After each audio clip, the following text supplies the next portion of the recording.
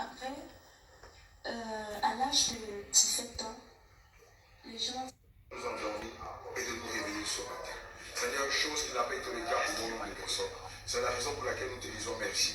Et nous savons par là que tu nous amènes à nous réconcilier, à réconcilier nos voies, à marcher selon tes ordres et à nous abandonner entièrement en tes mains et à nous repentir de toute vie de péché.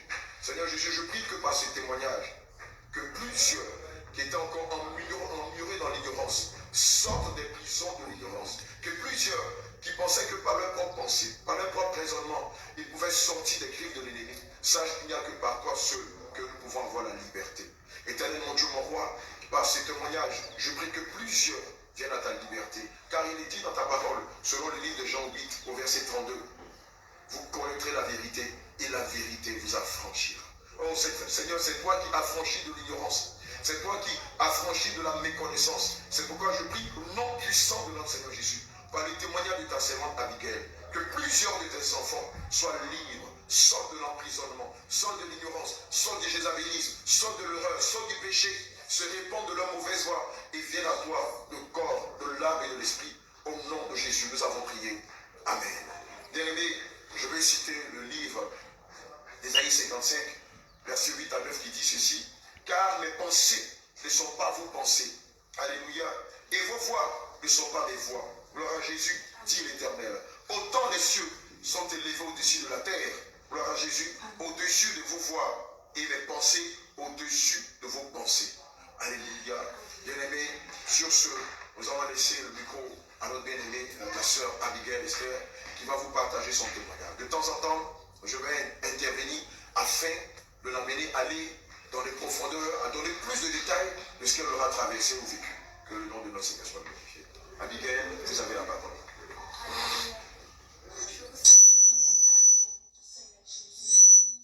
Comme je le disais, je suis la sœur Abigail, ce prénom que le Seigneur m'a donné. Est-ce qu'on peut réduire les cours un peu? Autrefois, je m'appelais Kevin Véronique, mais le Seigneur Jésus a changé mon prénom. Il a changé ma vie et même mon prénom. Gloire à Jésus. Alléluia. J'ai grandi dans une famille religieuse, mes bien-aimés, où on nous apprenait déjà, étant toute petite, à prier, à ne pas négliger les choses de Dieu, jusqu'à ce que le Seigneur a trouvé bon de se révéler à moi. Déjà, j'ai grandi, je suis née en fait dans une famille où vraiment, en fait, pas seulement dans ma famille en Afrique, nous le savons, le mariage est obligatoire, le mariage est forcé. Et quand ma maman m'a conçue, elle était encore élève. Et il y a eu des problèmes, des soulèvements dans la famille. On a donc décidé de déplacer ma maman pour qu'elle se sépare de son partenaire. Ils se sont séparés. On a envoyé ma mère en mariage. Et c'est là-bas que je suis née. J'ai grandi dans cette famille qui n'était pas la mienne. Étant là-bas, mes bien-aimés, c'était pas facile parce que c'était pas mon environnement. J'étais unique en mon genre au milieu d'eux. C'est ainsi qu'à l'école, au quartier, à la maison, j'étais pastourée par les enfants. Et j'avais des très longs cheveux. Ils tiraient mes cheveux, ils me tapaient. Et c'est moi qui portais le sac de tout le monde quand on rentrait de l'école. Pour moi, ce n'était pas facile. Et ces mêmes personnes étaient les premiers à revenir à la maison, m'accuser devant ma mère. Et c'est ainsi qu'elle me tapait encore plus. C'était comme ça, et la frustration a pris place. Jusqu'à ce qu'un jour, malgré tout ça, même dans mon enfance, je priais toujours pour eux. Je pleurais et je ne partageais avec personne.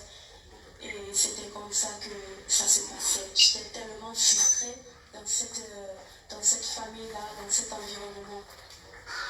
Alors plus tard, je suis rentrée dans la famille paternelle parce qu'à un moment donné, la famille a décidé que non, il faudrait que cette fille rencontre son véritable père.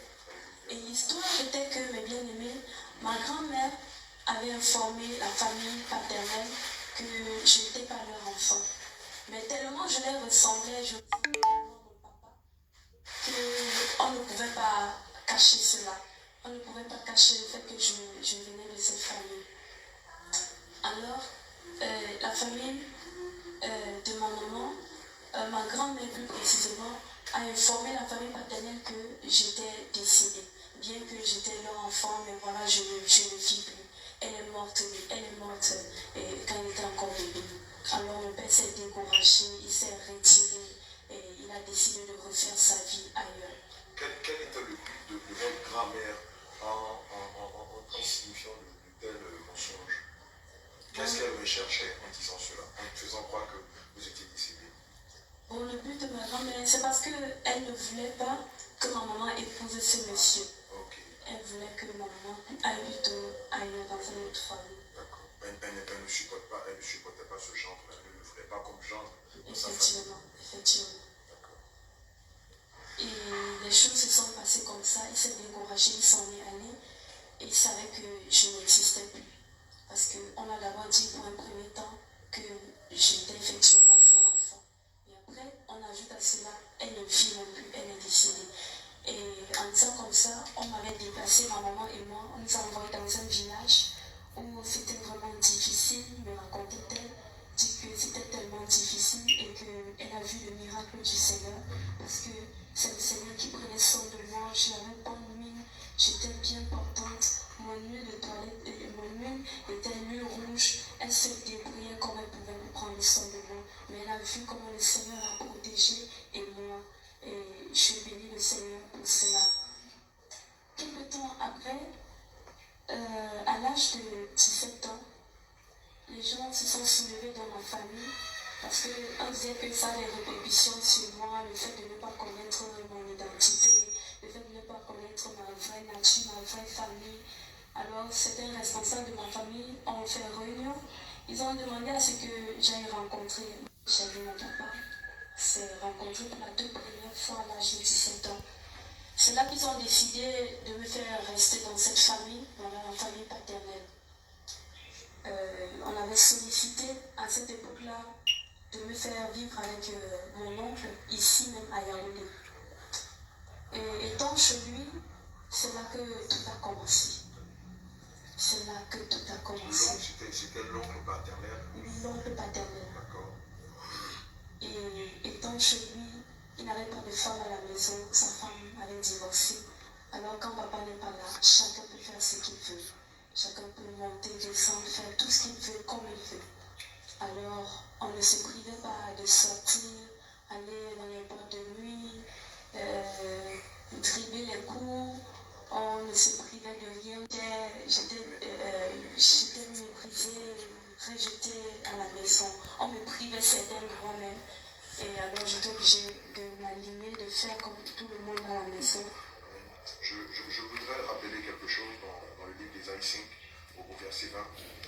Malheureusement, nous sommes dans un système, nous sommes dans un siècle où lorsque vous ne vous conduisez pas comme tout le monde vous taxe d'extraterrestres, de parvenus, de pestiférés. Alléluia. On peut lire dans le livre d'Ésaïe 5 au verset 20, et je lis. Amen. Il est dit, malheur à ceux qui appellent le mal bien. Alléluia. Et le bien mal. Qui changent les ténèbres en lumière et la lumière en ténèbres. Qui changent l'amertume en douceur et la douceur en amertume. Amen. Alléluia. Malheur à ceux qui sont sages à leurs yeux et qui se croient intelligents. Malheureusement aujourd'hui, si jusqu'à 15 ans, vous avez encore votre virginité, votre entourage, les filles de votre âge diront que ce n'est pas normal et que vous avez un souci. Alléluia. Si vous avez 16 ans, 17 ans, que vous n'avez pas une copine, que vous êtes chrétien et que le milieu dans lequel vous vivez, vous n'avez pas de copine, vous ne fumez pas la cigarette, vous ne buvez pas de l'alcool, évidemment vos amis qui sont des non-croyants vont se dire, mais quel genre de personne vous êtes? Et malheureusement, elle a grandi dans un milieu où elle, à la base, ne marchait pas dans ce style de vie. Mais nous savons tous que la parole de Dieu dit que les mauvaises compagnies corrompent les bonnes mœurs. Et c'est comme ça qu'elle était entraînée dans la mondanité. Bien-aimée Abigail, vous pouvez continuer s'il vous plaît. Alors j'étais obligée de faire comme mes soeurs, me coiffer, sortir, marcher avec des personnes qui me dépassent en tout. En âge. En âge, lui. En En expérience, expérience, en mentalité, en conduite, tout ça. en mauvaise conduite, mauvaise c'est pas de bonne conduite. Alléluia, gloire à Jésus. Alors, jusqu'à ce qu'à un moment donné de la vie de débauche, tout ça, on était dedans. Et quand la dépression a commencé, j'ai décidé, en fait, j'ai commencé à me poser des questions à un moment donné, parce que les choses devenaient de plus en plus difficiles pour moi, parce que, étant donné que j'étais dans une nouvelle famille que je ne connaissais pas, avec qui je n'ai jamais vécu autrefois, j'étais comme l'esclave dans la maison, j'étais la gardienne de tout dans la maison, je travaillais pour tout le monde dans la maison, n'importe qui veut me dire ce qu'il veut, parce que je viens d'arriver dans la famille, et à un moment donné c'était difficile, j'ai commencé à me poser des questions.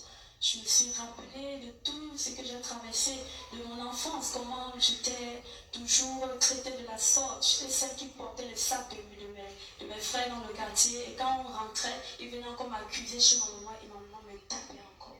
Donc c'était pas facile, j'ai commencé à me poser des questions. Je dis, mais même ici dans cette maison, je fais le bien, on me rend le mal. Les paroles dures, les paroles endurées, et je me demandais, d'où est-ce que je viens? Qui suis-je? Chaque fois, je me tenais devant le miroir et je disais, qui suis-je? Je viens d'où? Quel est le but de mon existence? Et je vais où? Pourquoi je suis née? Si j'ai une tête, pourquoi? Je me posais de ces questions chaque matin. Chaque matin, quand je me levais, je me tenais devant le miroir et je me posais ces questions. À un moment donné, c'était difficile. Quand j'ai partagé avec certains de mes camarades, elles m'ont proposé de prier, de toujours prier et de ne pas me lasser de faire le bien. Alors, même quand on me traitait négativement comme on pouvait, je faisais tout pour mettre tout à jour. C'est là que je rendais encore service plus qu'avant. Et c'est ainsi qu'ils étaient étonnés. Ils étaient étonnés que comment se fait-il qu'on te fait du mal et toi tu rends toujours le bien. Et chaque fois que je le faisais, c'est la seule chose en fait qui me donnait la force. Quand j'ai commencé à prier, ça n'allait toujours pas et j'ai décidé de mettre un terme à ma vie. Amen. Pas seulement une fois. Je voudrais, avant que vous ne rentriez dans cette partie de votre vie, rappeler... Ce qui s'est passé en Dieu, c'est que je manquais cette paix, je me sentais seule, je me sentais sans valeur et j'avais peur, je n'avais personne en qui me confier parce que ma maman n'était plus à côté de moi. Il y avait une distance qui nous séparait. Et même quand j'étais avec elle, ça n'allait toujours pas très bien entre elle et moi. Parce qu'elle aussi, étant victime de ce que ma grand-mère a fait, qui était contre sa volonté, parce qu'elle ne voulait pas se séparer de mon papa. Donc elle aussi, elle était victime de cela. Mais ce qui se passait, c'est que, étant donné que je me sentais si seule, j'ai décidé donc de mettre un terme à ma vie. Peut-être c'était ça la solution. Parce que je me disais, qui suis-je? Je me posais la question de qui suis-je? Où irais-je? Et pourquoi est-ce que je suis née? Et je me disais, peut-être c'est mon travail, bien ma place, c'est de l'autre côté, en dehors de la vie. Peut-être quand je vais me donner la mort, il y aura peut-être une vie meilleure qui m'attend de l'autre côté. Je ne sais pas. Peut-être je suis née ici par erreur. Donc c'était ça. Et chaque fois, gloire à Jésus, chaque fois que j'essayais de lui donner la mort, je me souviens un matin, quand j'avais tout planifié, j'ai attendu quand tout le monde sont sortis, je suis entrée dans ma chambre, j'ai taché la corde sur le plafond, je suis montée sur la table. Et quand j'ai voulu passer à l'acte, c'était ici qu'un grand vent est venu et m'a renversé. Je suis quittée de la table au sol. J'ai commencé à trembler, trembler, trembler. Et j'ai entendu cette grande voix douce qui me parlait, qui me disait, mais est-ce que c'est ça la solution à ton problème? Est-ce que c'est en te tuant que tu vas résoudre ton problème? Sache que ce n'est pas ça la solution. Ce n'est pas ça qui va te sauver. Et j'ai commencé à poser cette question, mais si donc je suis important à tes yeux, qu'est-ce que je dois faire? Regarde comment je souffre, qu'est-ce que je dois faire? J'ai commencé à parler comme si j'étais familière à cette voix, sans crainte. Et j'ai commencé à lui poser des questions. Tout ce qu'il me disait était, ce n'est pas ça la solution. Ce n'est pas en te tuant que tu vas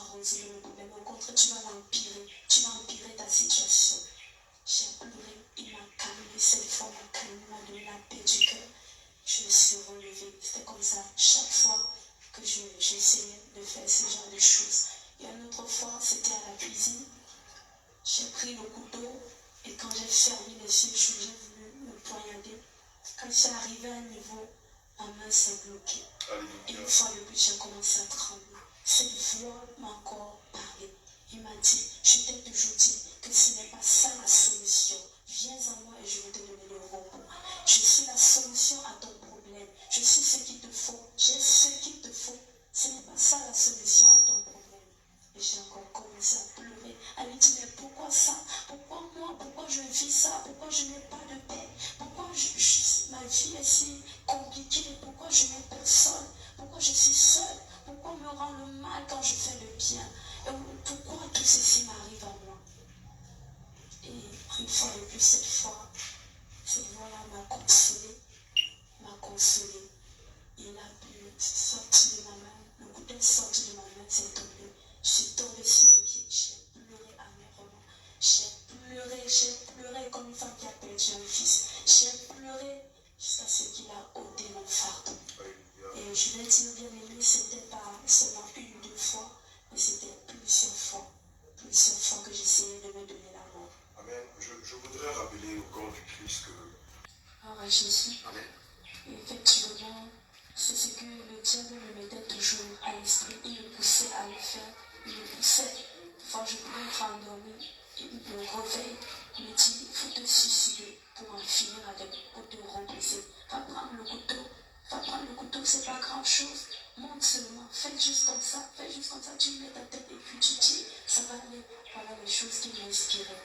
Mais gloire à Jésus, parce que chaque fois, il suscitait un moyen de m'empêcher de commettre cet acte. À un moment donné, je suis tombée malade. Ça commençait par des cauchemars, ça commençait par des rêves bizarres où on faisait souvent des rituels. Je tiens d'abord à rappeler que je menais vraiment une vie qui ne glorifiait pas le Seigneur. C'était dans les boîtes de nuit. Il n'y avait aucune musique mondaine qu'on ne connaissait pas. On connaissait tous les stars du monde. Et on avait aussi de grands projets de passer un jour à la télévision si cela était nécessaire. Et un matin, je veux dire, à un moment donné, je suis tombée véritablement malade. Comme je disais, je suis tombée malade. Et dans la maladie, les choses étaient compliquées parce que la maladie n'avait pas je veux dire quoi? De remède, de solution. On ne savait même pas de quoi je souffrais. Oui, effectivement. On ne savait pas de quoi je souffrais pour déjà commencer le traitement. Donc c'était mystique. Je ne dormais pas la nuit, j'entendais de ces voix. On faisait des invocations sur moi pendant mon sommeil, des rituels, sur des confessions sur les corps, de forme enterrée vivante, des choses comme ça. On me faisait manger la chair humaine. Et chaque fois, à partir de minuit, 23h minuit, il y avait toujours cette cloche-là que j'entendais, que moi seul entendais dans la maison. Ça faisait comment ce son, le son de cette cloche? Ce son faisait ding, ding, ding, ding. Et ça résonnait au fin fond de mon esprit. Bien aimé, peut-être que tu ne le sais pas, cette cloche. Et chaque fois que j'entendais cette cloche, ça me conditionnait. C'est comme si ça prenait le contrôle de ma personne. Je ne pouvais plus dormir, je me réveillais automatiquement. Et je demandais à mes soeurs et frères, mais est-ce que vous entendez cette cloche-là? Ça me perturbe. Non, on n'entend rien. C'est toute seule qui l'entend. Alors je me déplace, je pars me coucher dans l'autre chambre. Ça revient, j'entends encore. Je me déplace, je pars me coucher au salon. Je l'entends encore. Et chaque fois que je l'entendais, je voyais quelqu'un, un homme qui venait de l'obscurité, il n'avait pas besoin d'ouvrir la porte. Il passait par la fenêtre, par le mur. C'est ainsi qu'il venait vers moi. Et quand il venait, c'était soit pour coucher avec moi, soit pour croquer ma chair, soit pour faire des rituels, comme il y a souvent l'habitude de faire sur les morts. Donc c'était comme ça. Et des fois quand je me déplaçais pour aller me coucher au salon, ils me suivaient. Je pouvais les entendre, je pouvais même les voir, je pouvais les percevoir sans, je ne pouvais même pas bouger. Je pouvais entendre, sentir présence autour de moi. Tu étais comme, vous étiez pardon, comme tétanisé ou hypnotisé. Effectivement, Vous n'avez plus la ma bouche m'empêchait de d'invoquer dire le nom du Seigneur Jésus, de crier à l'aide. Alléluia. Je me sentais paralysée, j'étais raide. Je dis, mais qu'est-ce qui ne va pas? Je suis éveillée, mais je suis incapable de bouger. Et puis je vois dans la vision comment on est en train de faire des rituels, comment on est en train de m'enterrer, comment on est en train de faire des choses. Je dis, mais je ne suis pas morte, pourquoi vous me faites ça? Il riait seulement, il se moquait de moi, il riait, il se moquait de moi. Et à un moment donné, ils m'ont coupé l'appétit. Ils ont réduit mon appétit. Ils ont réduit mon appétit puisqu'ils me contrôlaient déjà. Et c'est là que j'ai commencé à prier. Je maîtrisais les sorts de la Bible. Je me servais de ça pour combattre. Je me mettais à genoux. Je combattais. Et c'est que la prière qui les chassait un peu.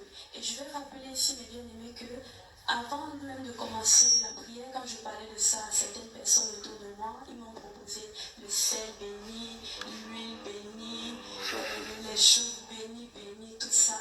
Et je versais, le jour que je fais, ça empirait encore la situation. Ça empirait la situation. Ça, c'est que j'avais décidé de ne plus verser les sel bénis. Gloire à Jésus. Alors, chaque fois que j'utilisais ces choses-là, il y avait même des écorces. Il y a certaines écorces qu'on trouve ici en Afrique. Je me brûlais chaque soir, je me couvrais, je m'embaumais avec avant de me coucher. Et malgré cela, rien ne changeait. Il n'y avait pas de changement. Et ces camarades m'avaient aussi inspiré de prier en jeûnant. J'ai commencé à jeûner. Et je jeûnais en priant aussi. Et c'est vrai que quand je priais, que ma situation s'améliorait, que les choses changeaient. Et quelque temps après, j'ai commencé à perdre l'appétit, à oublier certaines choses, à perdre même la mémoire. De temps en temps, j'étais inconsciente, je pouvais même parler seule. Quand j'ai constaté cela, j'ai vu que les choses allaient de pire en pire. J'ai décidé donc de rentrer chez ma mère pour finir là-bas. Parce que je sentais que les choses allaient très très mal se passer pour moi. Et il était préférable que je rentre chez ma maman. Alors un soir, puisqu'il ne voulait même pas déjà me donner la permission, c'était pendant les congés, il ne voulait pas me donner la permission. Et je sentais en moi la permission, c'était pendant les congés, il ne voulait pas me donner la permission. Et je sentais en moi la pression qui s'accentuait, qui devenait encore plus grave, plus intense. Et c'est comme ça qu'un soir, quand ces esprits-là sont revenus, ils ont commencé à lutter avec moi, à lutter avec moi. Et une fois m'a dit, il faut le mordre par le cou et avale son sang. Je l'ai fait, j'ai avalé son sang et il s'en est allé. Il a fui, il s'en est allé. Et les autres fois, quand il venait, il me fallait juste prononcer le nom Jésus. Et quand je parvenais, je remissais mes forces pour dire Jésus. Il fuyait, c'est comme si en fuyant, il s'éclatait, il retournait à 1000 morceaux. Or, il est venu en chair, mais il retournait à 1000 morceaux. Le nom de Jésus les repoussait loin de moi. C'est ainsi que, en chaque chose, quand je parvenais à prononcer Jésus, j'avais ma délivrance, je pouvais demeurer sur eux. Je voudrais de Philippiens 2, verset 10 à 11 qui dit ceci. Afin au nom de Jésus, tous genoux fléchissent dans les cieux, sur la terre et sous la terre, et que toute langue confesse que Jésus est Seigneur à la gloire de Dieu le Père. Je veux rappeler, l'enfant de Dieu, que lorsque le danger survient, que ce soit physiquement, que ce soit spirituellement, le seul nom que vous devez évoquer, c'est le nom de Jésus. Alléluia. Et j'ai donc décidé de rentrer chez ma maman, qui était à l'ouest, à Bafsan, plus précisément. Je suis arrivée, quand je suis descendue de la voiture, elle ne m'a pas reconnue. Elle a commencé à pleurer. Elle m'a dit, mais ma fille, qu'est-ce qui ne va pas? Qu'est-ce que tu es devenue? Vous étiez amaigrie et flanquée. Effectivement, parce que je ne mangeais pas, je ne buvais pas d'eau, je forçais en un beignet, je pouvais manger un beignet en 2 jours. J'avais fait l'expérience Un bénin, je mangeais un bénin en 2 jours. Un verre d'eau, je buvais en 2 jours. Et au fur et à mesure, les choses devenaient encore de plus en plus compliquées. Je ne mangeais plus, j'ai imaginé quelqu'un qui ne mange pas, qui ne boit non plus de l'eau, comment est-ce qu'il sera? Il n'aura pas de bonne mine. Ma mère a fondu. Elle a pleuré. Elle a demandé à Dieu, pourquoi ça? Qu'est-ce qui s'est passé? Pourquoi tout ça est arrivé? C'est là que les choses ont continué, ces esprits maléfiques continuent à opérer, à travailler dans ma vie. J'entendais des voix, je ressentais des présences qui venaient m'effrayer, faire des incantations, faire des rituels sur moi, bien qu'étant vivante, mais je voyais en esprit tout ce qu'ils faisaient en fait. Et c'était comme ça. Ils avaient pour projet de m'ôter la vie, afin de m'amener dans un autre monde pour faire de moi ce qu'il veut, soit de travailler avec mon cœur, soit d'utiliser mon corps, mon âme. Bon, c'était un peu comme ça. C'était ça leur projet. Alors les gens ont proposé à ma maman d'aller chez les féticheurs. Elle a commencé de marabout en marabout, de voyant en voyant, ainsi de suite. D'autres qui disaient, oh, c'est son oncle qui a l'origine. Oh, elle était vendue dans une secte. Chacun disait sa part. Oh, elle ne peut plus vivre. Elle n'a que quelques jours. Gloire à Jésus. Et le premier lieu où nous sommes partis, cet homme-là avait dit à ma mère qu'il ne me restait que 3 jours. 3 jours. 3 jours à vivre. 3 jours à vivre. Et quand ils ont parlé comme ça, il a décidé de me garder avec lui. Donc je restais avec lui et il avait prévu égorger du poulet, me laver avec son sang, faire des rituels, des incantations, des blindages, me donner certaines choses à lécher. Des scarifications dans lesquelles ils ont mis des concoctions et tout ça. C'est vrai. Alléluia. Bien aimé, le livre de Psaume. Ce marabout, puisqu'il m'avait gardé avec lui, il faisait ces choses constamment sur moi et ça ne changeait pas. Et je me rappelle, si j'ai bonne mémoire, un jour il disait que guérissez-la, mais gardez son âme. Guérissez-la, mais gardez ce qu'elle a de plus précieux, gardez son étoile. Guérissez-la et prenez son étoile. Voilà ce qu'il disait quand j'étais souvent endormie. Il parlait avec ces esprits-là. Il disait guérissez-la, mais gardez son âme. Guérissez-la, mais gardez ses étoiles. C'est ce qu'il disait. Et dans mes nuits, dans mes rêves, j'entendais toujours cette voix-là, la voix du Seigneur Jésus, qui me tendait. J'avais des visions, il me tendait la main, il me dit, viens à moi et je vais te guérir.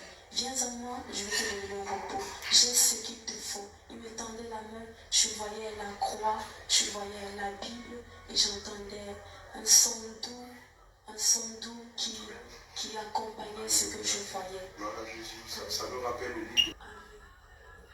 Et chaque fois que j'entendais cette voix, ça me rassurait. Je sentais la paix en lui. Je sentais qu'il était la source de la paix. Il se suffisait, il était au-dessus de tout. Son territoire était tellement différent du mien parce que où je me trouvais, c'était vraiment le calvaire. Je ressentais tout ce que je vivais, tout ce que je ressentais était des présences négatives, la peur. C'est comme si j'étais dans un autre monde en fait. Et quand je le voyais, je me disais, mais quelle est cette atmosphère qui t'accompagne? Si seulement je pouvais être là-bas. Et chaque fois, il m'interpellait. Une fois, il me disait, il faut que tu sortes d'ici. Tu ne recevras pas ta guérison ici. Je suis là et je t'attends. Je te tends la main, viens à moi. Une fois, il coulait même des larmes. Une fois, il pleurait. Il dit, viens à moi, qu'est-ce que tu attends? Je peux te guérir, c'est moi seul qui peut te guérir. C'est moi qui t'a formé, c'est moi qui t'a créé. Je te connais. Et c'est moi qui peux te sortir de là. Ce n'est pas ce marabout qui peut te guérir. C'est comme ça. Et quand il me parlait, j'avais un peu de paix, un peu de consolation. Et je sentais qu'il faut que je sorte de là pour vraiment le chercher.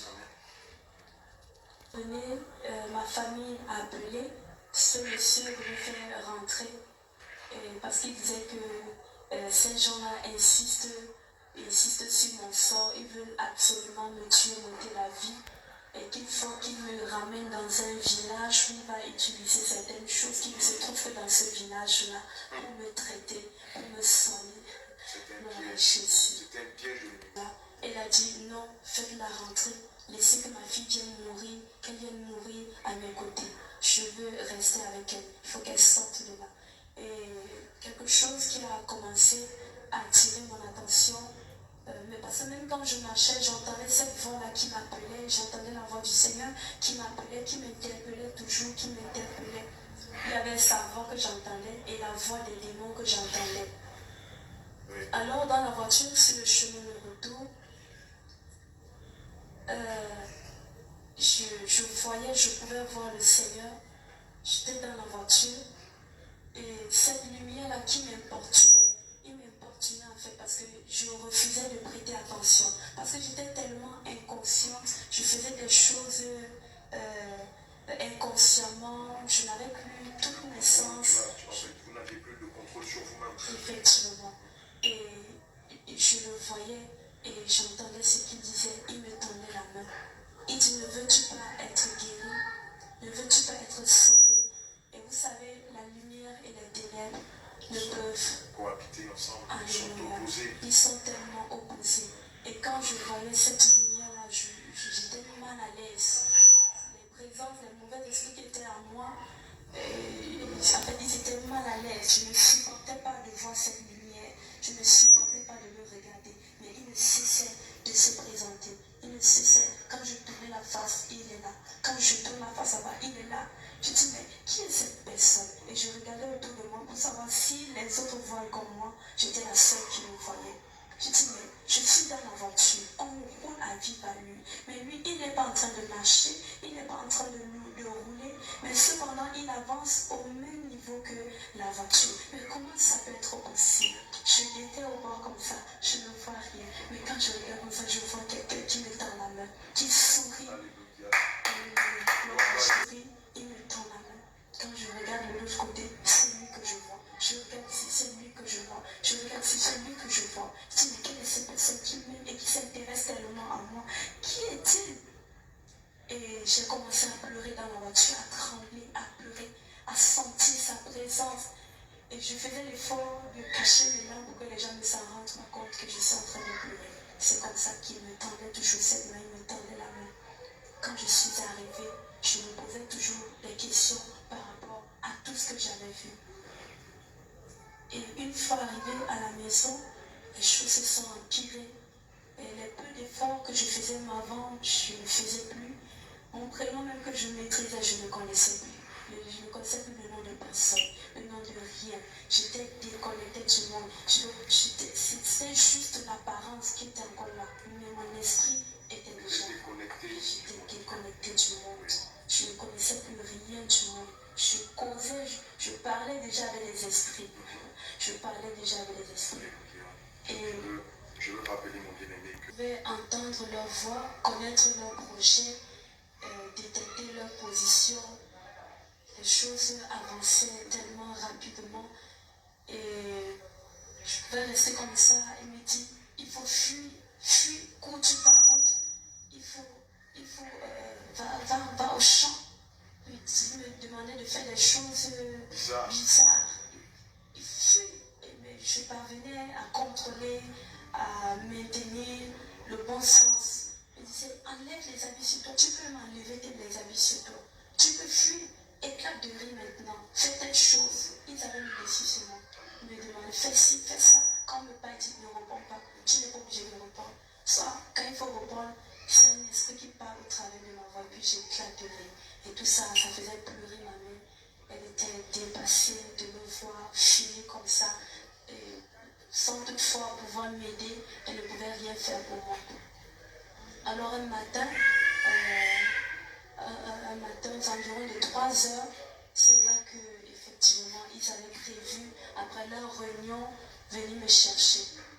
J'ai donc fait un rêve où j'allais puiser de l'eau à une rivière. J'avais mon assiette entre les mains. Quand je suis arrivée, j'ai vu de l'autre côté de la rivière un groupe de personnes tellement nombreux. C'était tellement nombreux, géants, déterminés. Chacun était à son poste. C'était comme des soldats. mais cependant pas des bons soldats. Et je pouvais seulement voir l'apparence de la première rangée de personnes. Le reste, je voyais seulement les têtes. Et je disais, ah, ils sont tellement nombreux, tout ça pour une seule personne, tout ça pour une seule petite personne comme moi. Et c'est comme ça, quand leur chef m'a vu, il a dit, apprêtez-vous maintenant, que chacun se tienne à sa position, que chacun reste à son poste, parce qu'elle est en train d'arriver. Nous avons raté plusieurs fois, mais cette fois, nous n'avons pas droit à l'erreur. Plusieurs fois, nous avons échoué. Et il faut qu'aujourd'hui, là, nous remportons la victoire. Donc, que chacun se prépare. Elle arrive. Il m'a guetté. Je suis arrivée, je ne prêtais même pas attention à eux. Quand j'ai plongé mon assiette dans la rivière pour ramasser de l'eau, il avait le fil à courant entre les mains. Il a lancé dans l'eau que je puisais. Et cela, ça m'a électrocuté. C'est là que tout a commencé, mes bien-aimés. Quand ça m'a électrocuté, je me suis réveillée brusquement. Ça m'a touché jusqu'à dans ma chair. Je me suis réveillée. Et quand je me suis réveillée, j'ai dit à ma mère, réveille-toi, l'heure est arrivée.